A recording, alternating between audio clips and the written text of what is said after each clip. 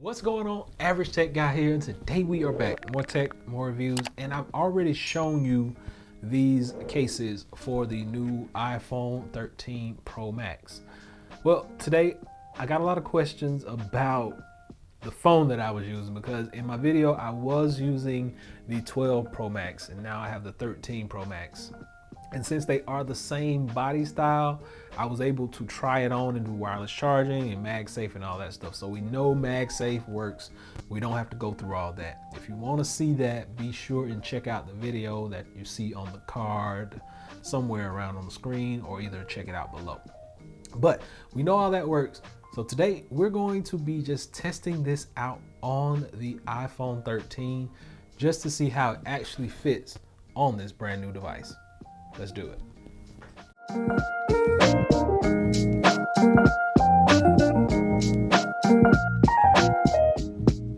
All right, so I picked up the gold version of the iPhone 13 Pro Max. Now this is really a light goldy color, but just this is the gold.